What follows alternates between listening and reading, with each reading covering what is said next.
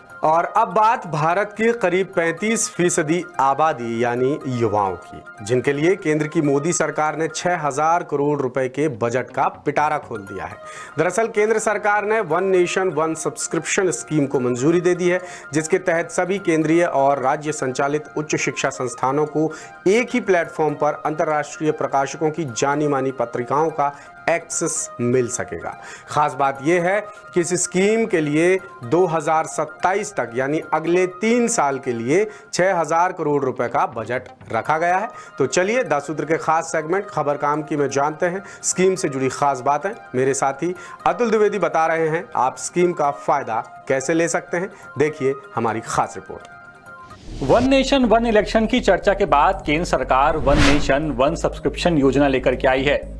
अब सब्सक्रिप्शन से ये मत समझ लीजिएगा कि सरकार हॉटस्टार, अमेजन प्राइम या फिर नेटफ्लिक्स का सब्सक्रिप्शन देगी। तो क्या है केंद्र सरकार की one nation one subscription scheme?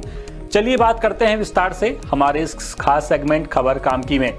दरअसल केंद्र सरकार जो वन नेशन वन सब्सक्रिप्शन योजना लेकर के आई है, इस योजना के तहत सभी केंद्रीय और राज्य संचालित उच्च शिक्षा संस्थानों को एक ही प्लेटफॉर्म पर अंतर्राष्ट्रीय प्रकाशकों की जानी मानी पत्रिकाओं का एक्सेस मिलेगा। ये subscription information and library network की तरफ से लागू किया जाएगा। इस योजना के लिए 2027 तक यानी 3 साल के लिए 6,000 करोड़ का बजट रखा गया है। अब इस योजना को लेकर आपके मन में कई तरह के सवाल खड़े हो रहे होंगे कि आखिर इस योजना से क्या होगा। तो चलिए बात कर लेते हैं एक एक करके आपके सारे सवालों की।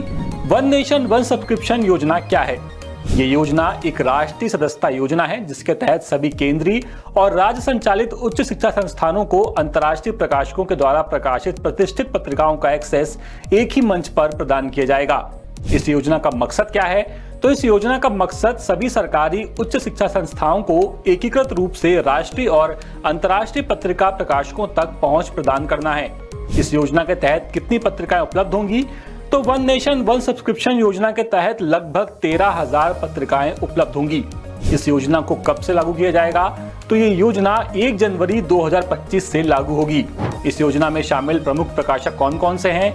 इसकी बात करें तो इस योजना में प्रमुख प्रकाशकों के तहत Elsevier Science Director, Spring Nature, Wiley Blackwell Publishing, Taylor and Francis, Sage Publishing, Oxford University Press, Cambridge University Press और BMJ जर्नल्स शामिल हैं।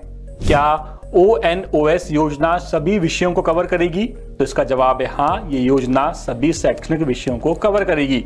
अब चलते हैं इस योजना से फायदे क्या होंगे उसकी तरफ। तो सबसे बड़ा फायदा तो यही है कि वो छात्र जो उच्च शिक्षा संस्थानों में पढ़ाई कर रहे हैं और रिसर्च के लिए उन्हें बेहतर मटेरियल मिल सकेगा, यानी उनकी रिसर्च आसान होगी, हमारी संस्थाओं की गुणवत्ता में सुधार होगा और सबसे बड़ी बात कॉपीराइट का झंझट खत्म हो जाएगा।